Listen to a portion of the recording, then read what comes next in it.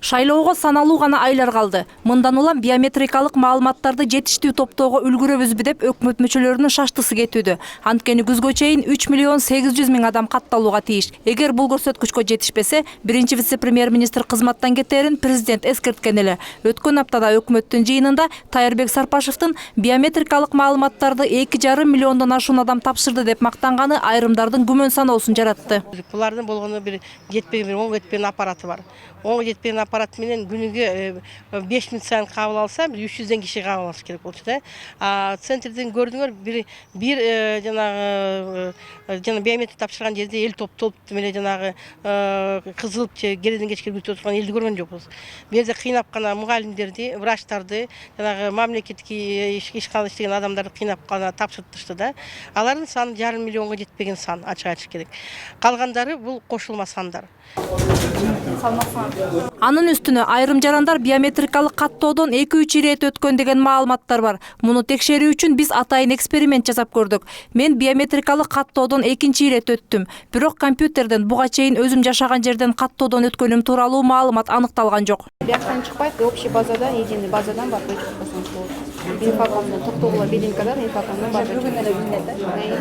Азыркы техникалык жабдуулардын бир адамдын 2-3 ирет каттоодон өткөнүн автоматтык түрдө аныктай албай турганын мамлекеттик каттоо кызматынын өкүлдөрү да тана албайт. Ал эми Тайырбек Сарпашев айтып жаткан 2,5 миллион деген көрсөткүч каттоонун гана жыйынтыгы экен. Колдонуп жаткан техникалык жабдуулар ошол автоматташтыруу түрүндө жаран 2 жолу өткөндү тастыктаган функциясы жок. Эмне үчүн дегенде бул биринчиден жана биометрикалык маалыматтардын коопсуздугу үчүн жасалганда ошондой максат менен. Андан тышкары бул инфраструктура маселеси боюнча. Ошондуктан ар бир биометрикалык каттоо техникалык жабдуу автоматташтырык түрүндө ошол мезгилде аны текшерүү мүмкүнчүлүгү жок. Ошондуктан мындай фактылар болушу мүмкүн.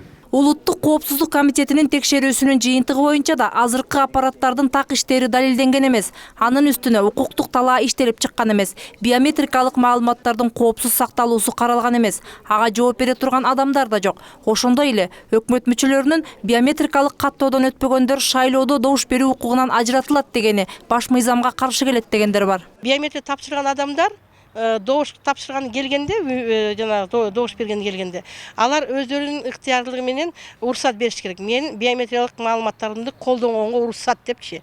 А бүгүн ЦИК баш болуп барып атат. Ой, биз ошо биометриянын негизинде список түзөбүз деп. Дагы жалган маалыматты берип атат. Себеби деген списокты түзүш үчүн ар бир жарандын үйүнө кыдырып, алардан кагаз кол жазуу түрүндө кат алыш керек. Мен биометрик маалыматтарымды колдогонго уруксат бердим деген. Бул мамлекеттин чөнтөгүнө түшө турган дагы миллиондогон акча. Ал акчаны каяктан алат? Бюджетке бекитилген эмес. Минтип өкмөт мүчөлөрү бир эмес бир нече ирет мыйзам бузуп жатканына карабай укуктук баа берилбей келет. Укук коргоочулардын бул боюнча арызын караган соттук процесс дагы жаңжалга кабылды. Соттун төрагасынын чечимине макул болбогон Фемида өкүлдөрү болсо катуу сынга алынып, аларды дисциплинардык жоопкерчиликке тартуу керек дегендер чыкты. Мындан улам биометрикалык маалыматтарды топтоо процесси ачык айкын жүрүп жатканына ишенбегендердин саны күн санап өсүүдө. Мээрим Ташыбекова, Эрлан Кемелбеков, НТС.